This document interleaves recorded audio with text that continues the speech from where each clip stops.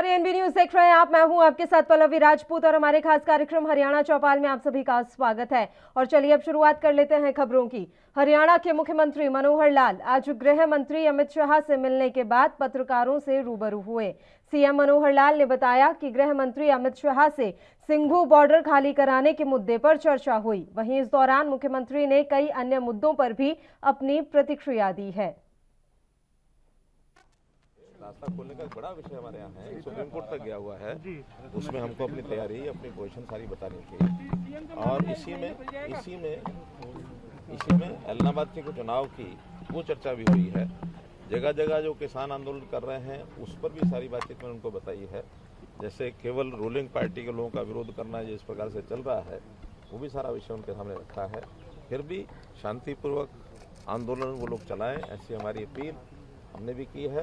गृह मंत्री जी ने कहा कि यही अपील रखनी चाहिए कि आंदोलन शांतिपूर्वक करें, हमको कोई आपत्ति नहीं। मुझे लगता है कि 20 तारीख को जो सुनवाई होगी, क्योंकि मोटे तौर पर किसानों ने कहा है कि हमने कोई बाधा नहीं डाली है, हमने रास्ते बंद नहीं किए हैं, तो भले ही वो सरकार ने कोई उस समय का निर्णय लिया, जैसे घटनाक्रम उस समय हुआ था, तो उस समय किसानों की ओर से अगर ये विश्वास दिलाया जाता है तो सरकारें तो तैयार हैं, चाहे वो दिल्ली सरकार है चाहे हरियाणा सरकार है, हम रास्ता खोल देंगे। किसान तैयार होते हैं, सरकारें तैयार होती हैं, तो निश्चित रूप से रास्ता खुलेगा, ऐसा मुझे लगता है। क्योंकि वहाँ के लोगों की परेशानी काफ़ी है, जो खास करके वहाँ उद्योग लगा के बैठे हैं, वहाँ के आसपास के गाँव हैं, उन लोगों को जिनको डेली आना जाना होता है दिल्ली, तो बहुत परेशानी उनकी है। तो इसके साथ आज भी मुझे प्रतिनिधि मंडल मिलने के लिए आया था इस विषय को लेकर के।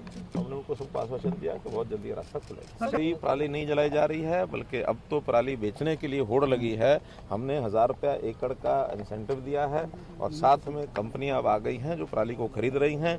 वो बेल बना रहे हैं, बेल बनाने के बाद बीच में एग्रीगेटर वो बेल इकट्ठा करते हैं और कंपनियां उसको खरीद रही हैं। कांग्रेस नेता नवजोत सिंह सिद्धू एक बार फिर हरियाणा के गृह मंत्री अनिल विज के निशाने पर हैं।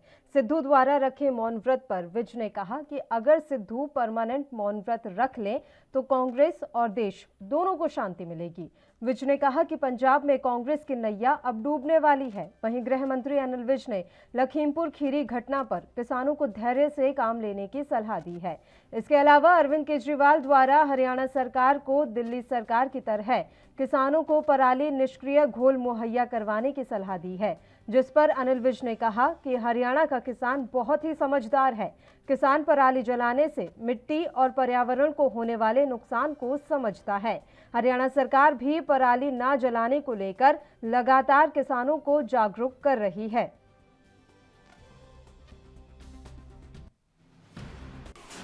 देखिए, लखीमपुर में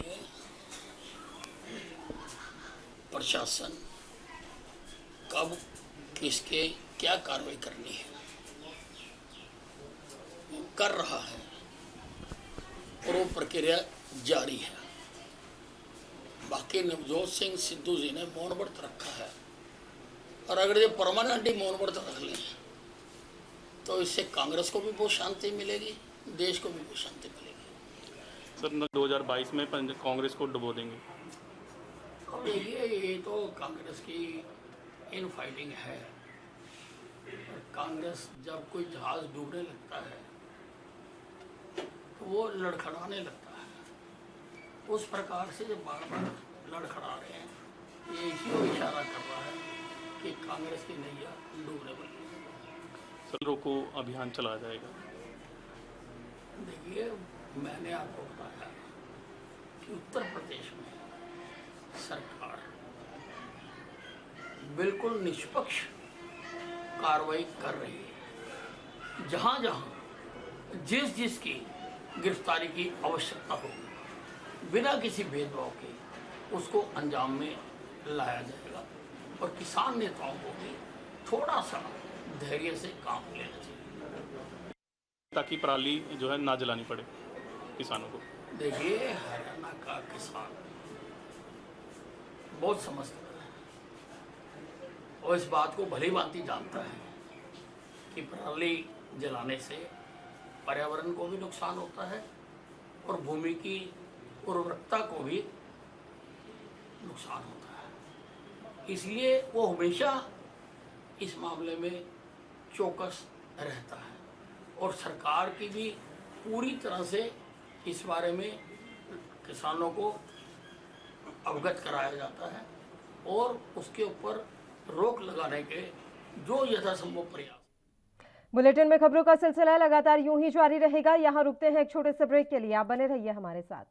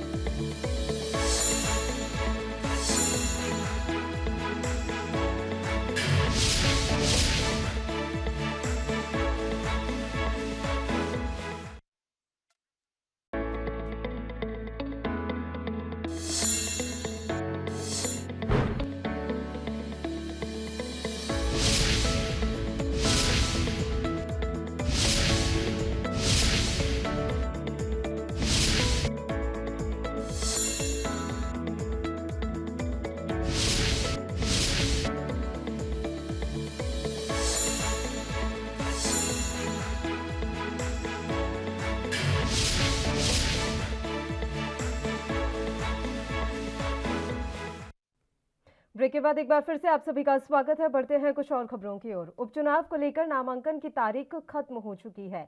ऐलनाबाद के मैदान में एक तरफ इनेलो है तो दूसरी तरफ बीजेपी और कांग्रेस। ऐलनाबाद इनेलो का गढ़ है, जहां जीत का स्वाद चखना बीजेपी और कांग्रेस के लिए बड़ी चुनौती होने वाला है। ऐलनाबाद उपचुनाव को लेकर दिग्गजों की प्रतिक्रिया आपको सुनाते हैं। हमारे सामने है, आज जो है इनके पास अपने कैंडिडेट नहीं है। एक आदमी 10 दिन पहले कांग्रेस ज्वाइन करता है, कांग्रेस वाले उठा करके उसको टिकट दे देते हैं। एक आदमी पहले दिन बीजेपी ज्वाइन करता है। हरियाणा सरकार की ओर से लोगों को बेहतर स्वास्थ्य सुविधाएं देने के साथ साथ अस्पताल को स्वच्छ और संक्रमण मुक्त करने की दिशा में बेहतर काम किया जा रहा है। अस्पतालों में किए जा रहे प्रयासों के मूल्यांकन के लिए Haryana state health resource centre Panchkula ने प्रदेश भर के अस्पतालों में कायाकल्प प्रोग्राम के तहत निरीक्षण किया। प्रदेश भर में सभी अस्पतालों के निरीक्षण के बाद परिणाम घोषित किए गए। घोषित परिणामों में जिला नागरिक अस्पताल करनाल को राज्य भर के जिला नागरिक अस्पतालों में पहला स्थान प्राप्त हुआ है। प्रथम स्थान प्राप्त करने के कारण जिला नागरिक अस्पताल करनाल को 50 लाख रुपए का इनाम दिया गया।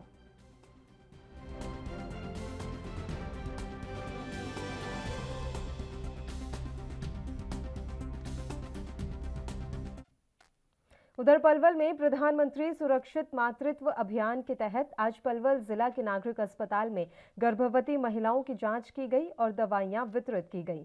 उप सिविल सर्जन डॉक्टर लोकवीर ने बताया कि गर्भवती महिलाओं की देखभाल के लिए प्रधानमंत्री सुरक्षित मातृत्व अभियान शुरू किया गया है।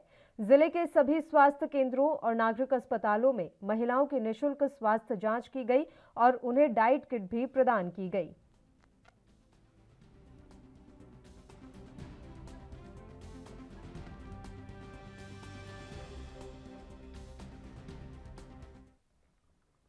आज अंबाला के एक स्कूल में समायोजित अध्यापक सभा की अहम बैठक आयोजित की गई, जिसमें तकरीबन 100 अध्यापकों ने हिस्सा लिया।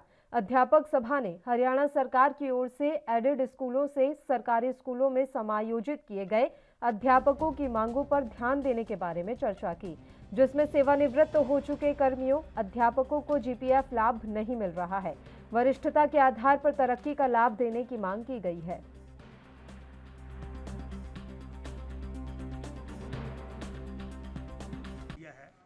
जीपीएफ दे दिया है और अब एसीपी का भी चला हुआ है और हमें उम्मीद है कि सरकार हमारा एसीपी का मामला भी तो इसमें सर हमारे को इंक्रीमेंट लगती है, आगे बढ़ती है। और सर इसमें क्या होता है कि हमें बहुत लाभ होता है और सरकार ने हमें स्टैंडर्ड पे स्केल वैसे पहले एक बार दे दिए थे, लेकिन फिर हम केस हार गए थे और हमें उम्मीद है कि सरकार से हम मांग करेंगे कि वो हमें दोबारा से एसीपी का ये जैसे गवर्नमेंट में सभी लोगों का 10-20 उसमें वो लगता है, जैसे इंक्रीमेंट लगती है तो वो सभी को दिया जाता है, परंतु ये हमें जो एडेड स्कूल वाले हैं उनका नहीं हो पाया, मतलब उसको केस को डिसमिस किया गया।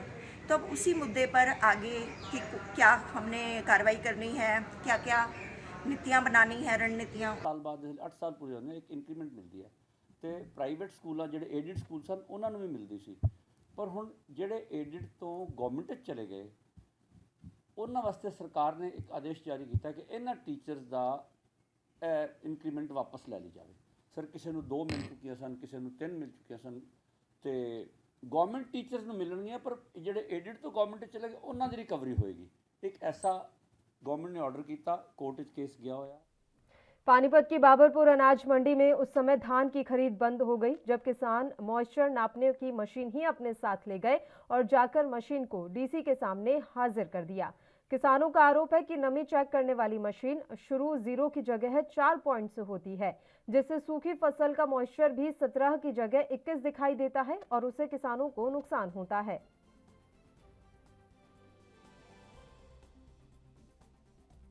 करवाना तो उसमें इसकी रीडिंग 5 से स्टार्ट हो रही थी, 4.95 के आसपास थी, और दूसरी मशीन थी एक और आड़ती के पास थी। मैंने सेक्रेटरी साहब से पूछा, सेक्रेटरी साहब बोले भाई मैं दूसरी मशीन भेजता हूँ। उस मशीन से रीडिंग आई थी उस दिन 18.23 के आसपास उसमें रीडिंग आई थी। तो मैंने इनको किसान मोर्चा को बोला, मैं भी किसान मोर्चा में जाता हूँ यहाँ पे टोल टैक्स भी अपना, तो इनको बोला तो ये आए। तो अब 2-3 दिन कल छुट्टी थी, कल से मेरे पास काफ़ी दबाव आया, मंडी से दबाव आया है भाई वो मशीन तो सरेंडर कर दे, डीसी साहब ने आपके FIR करा दिया है, आपकी दरख्वास्त गई, आपको अरेस्ट होगा। हाँ जी। मंडी के बाबत मिलने आए थे, ये कह रहे थे कि मॉइस्चर संबंधी कोई हमें दिक्कत आ रही है, मॉइस्चर ज़्यादा आ रहा है जिस वजह से हमारी अभी खरीद रुकी हुई है।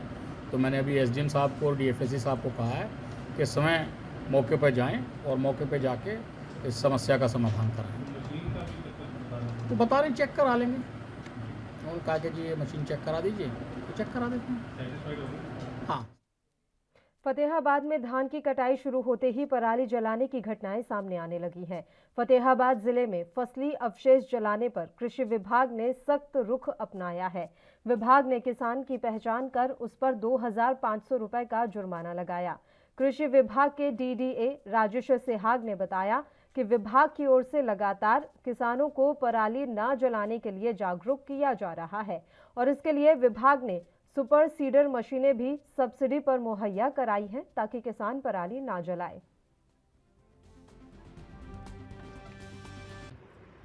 अभी तक जो हमारे फतेहाबाद जिले में केवल एक ही मामला जो है एक्टिव फायर लोकेशन है वो टुवाना सब डिवीज़न में आई है, जिसके हमने निरीक्षण करके और उसकी रिपोर्ट बना के संबंधित उच्च अधिकारियों को भेज दी है।